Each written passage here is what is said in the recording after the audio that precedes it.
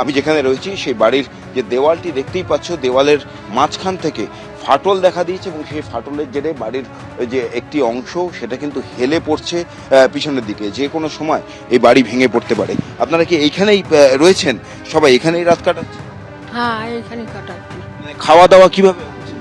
এই তো ক্লাবে হচ্ছে রান্না, ওইটাই খাচ্ছি, আর কি খাবো। ঘরে ঢোকা যাচ্ছে?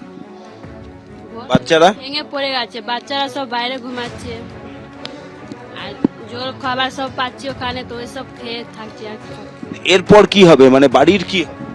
বলছে তো সরকারকে করে দিবে, কবে করবে কি জানি। রোজ তো নেতা মন্ত্রী তারা আসছেন। হ্যাঁ, ডেলি আসে, ও তো আসে বলছে যে করে দিব, কবে করবে কি জানি।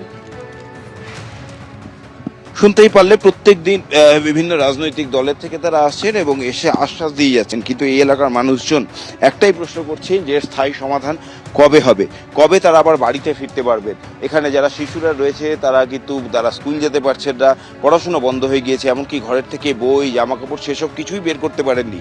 কোনো মতে শুক্রবার দিন যখন এই এলাকায় ধস নামতে শুরু করে, কোনো মতে তারা প্রাণ বাঁচিয়ে পালিয়ে এসছেন। আমি আরেকবার একটু ছবিটা দেখাবো। যেমন বলছিলাম যে এই রাস্তার এই অংশটি উঁচু হয়ে যাচ্ছে, সামনের দিকে যে দেখতে পাচ্ছ যে বাড়িগুলি রয়েছে সেগুলো কিন্তু অনেকটাই নিচে, এবং যেখানে আমি দাঁড়িয়ে রয়েছি সেই জায়গাটাও কিন্তু ওই রকম নিচেই ছিল। কিন্তু শুক্রবার আচমকা এই জায়গাটি উঁচু হয়ে যায় এবং উঁচু হয়ে যাওয়ার ফলে একের পর এক বাড়ি সেগুলো কিন্তু ভেঙে গিয়েছে, কোথাও হেলে রয়েছে। দেখতেই পাচ্ছ পর পর বাড়ি খালি করে এলাকার মানুষজন তারা বেরিয়ে গিয়েছেন এবং রাস্তায় তাদের ঠাঁই হয়েছে। প্রায় এক সপ্তাহ হতে চলল, কিন্তু কোনো স্থায়ী সমাধান মেলেনি। পুরসভার তরফ থেকে জলের গাড়ি পাঠানো হয়েছে এবং স্থানীয় ক্লাবে এলাকার মানুষের খাবার ব্যবস্থা করা হয়েছে। কিন্তু এভাবে কতদিন রাস্তার উপর ত্রিপল খাটিয়ে তারা থাকবেন, সেই প্রশ্নই করছেন এলাকার বাসিন্দারা।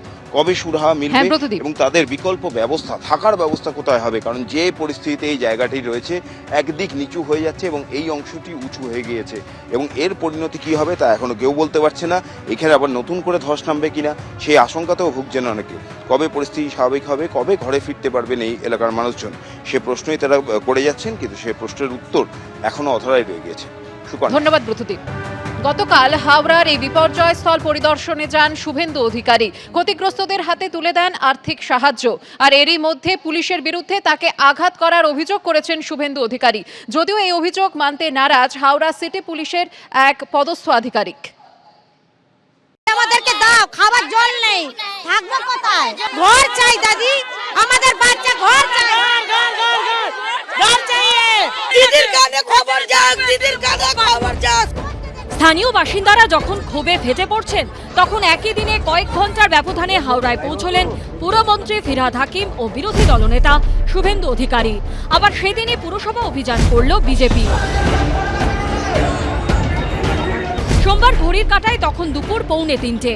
হাওড়ার বেলগাছিয়ায় বিধ্বস্ত পরিবারগুলির সঙ্গে দেখা করতে যান শুভেন্দু অধিকারী। তাদের হাতে পানীয় জল, খাবার, ত্রিপল, আর্থিক সাহায্য পৌঁছে দিয়ে চড়াসুরে আক্রমণ করেন প্রশাসনকে। শুভেন্দু অধিকারী এলেন, বিরোধী দলনেতা যখন কথা বলছিলেন সাধারণের সঙ্গে, তিনি বারংবার বললেন এই বিষয়টি যে কবে করবে। এই যে দাঁড়িয়ে থমকে রয়েছে যে উন্নয়ন, যে মানুষের মাথার উপর ছাদ আজকে ভেঙে পড়েছে, তারপরেও সিদ্ধান্ত গৃহীত হচ্ছে না।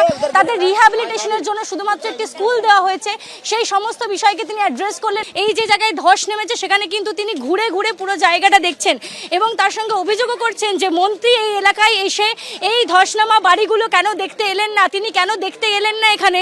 তখন যখন তাকে প্রশ্ন করা, তিনি বলছেন ভয় পেয়েছেন সাধারণ মানুষকে। এখানে মানুষগুলো কিভাবে আছে এটা কার দায়িত্ব? কর্পোরেশন, রাজ্য সরকার, নগর উন্নয়ন মন্ত্রক, স্থানীয় প্রশাসনের দায়িত্ব।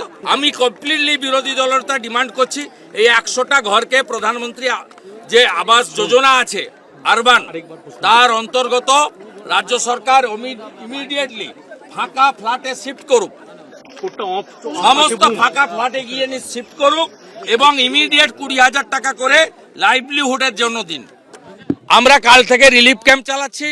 আমরা প্রত্যেক বাড়িতে যতক্ষণ না ওয়াটার কানেকশন হচ্ছে 20 লিটার করে পানীয় জল দেব সিদ্ধান্ত নিয়েছি। আমরা আজকে প্রত্যেকটা বাড়িতে বিজেপির পক্ষ থেকে 5,000 টাকা করে দিয়েছি। দেখুন, বিরোধী দলনেতাকে বেশি কথা বলে আমি তার গুরুত্ব বাড়িয়ে দিতে চাই না। আবার বলছি, ওদের নেতারা মিথ্যে বলেন সংসদে দাঁড়িয়ে, তো ওরা রাস্তায় ঘাটে মিথ্যা বলবেন, এ তো স্বাভাবিক। সুকান্ত বাবু বা বিরোধী দলনেতা বা এটসেট্রা। আমি ওদের শুভ কামনা করি যে ওদের তো 40-50 হয়ে গেলে ওদের চাকরি দুজনেরই চলে যাবে। সোমবার বিরোধী দলনেতার সামনেই ক্ষোভ উগরে দেন স্থানীয় বাসিন্দারা। इतना टाइम तक नॉर्मल आएगा। हर घर में 20 लीटर पीने का पानी, हर घर में 20 लीटर का पीने का पानी मिलेगा। हम लोग सरकार नहीं है, कॉर्पोरेशन नहीं है, लेकिन हम लोग इंसान है। এরই মধ্যে শুভেন্দু অধিকারী বিপর্যয় স্থলের দিকে এগোতে থাকলে তাকে বাধা দেয় পুলিশ। পুলিশের সঙ্গে রীতিমতো বচসায় জড়ান বিরোধী দলনেতা। এরপরই পুলিশের বিরুদ্ধে চাঞ্চল্যকর অভিযোগ তোলেন তিনি। চাচা হাকিমকে খুশি করার জন্য বিরোধী দলনেতাকে করলেও আসতে পারেনি, আমি ঢুকে পড়েছি এলাকায়। গোলাম মুর্তেজা এসআই হাওড়া পুলিশ কমিশনারেট আমাকে রক্তাক্ত করেছে। এই যে রক্তাক্ত দেখুন না, আইডি মমতা পুলিশ বুঝে নেন রাজ্যের অবস্থা কি, সাধারণ মানুষের কি অবস্থা। কোথাও আটকায়নি, সব বাড়িতে গেছে, আটকায়নি, মেরেছে। গোলাম মুর্তেজা সাব ইন্সপেক্টর। এই অবস্থাতেই শুভেন্দু অধিকারী সোজা চলে আসেন বিধানসভায়। সেখানে চিকিৎসক, নার্স, অ্যাম্বুলেন্স নিয়ে প্রস্তুত ছিলেন বিজেপি কাউন্সিলর সজল ঘোষ। সব এক, শাহজাহানও যা, প্রবীণ ত্রিপাঠীও তা, শকত মোল্লা যা, রাজীব কুমারও তা, গোলাম মুর্তাজা ওই কাজটা করেছেন। যদিও বিরোধী দলনেতার এই অভিযোগ মানতে নারাজ হাওড়া সিটি পুলিশের এক পদস্থ আধিকারিক। তার বক্তব্য, এ ধরনের কোনো ঘটনাই ঘটেনি। বিরোধী দলনেতাও ওই ঘোলা জলে মাছ ধরার জন্য দৌড়েছিলেন। যে পরিবেশ, সেখানে পুলিশের ব্যারিকেড ছিল, আপনারাও দেখিয়েছেন। তিনি জোর করে সেই ব্যারিকেড সরাতে গিয়ে তার হাতের একটা ছড়ে গেছে। আমি বলবো এইসব এলোমেলো অভিযোগ না করে একটা টিটেনাস ইনজেকশন আপনি নিয়ে নেবেন, সেটাই আপনার শরীরের জন্য ভালো হবে। সোমবারই দুর্নীতি ও ব্যর্থতার অভিযোগে হাওড়া পুরসভা অভিযানের ডাক দেয় বিজেপি। পুলিশি বাধার মুখে রাস্তায় বসে পড়েন বিজেপি নেতা কর্মীরা।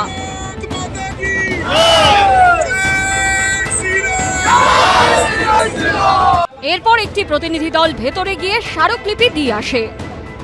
ঐশী মুখোপাধ্যায়, আবির দত্ত ও উজ্জ্বল মুখোপাধ্যায়ের রিপোর্ট, এবিপি আনন্দ।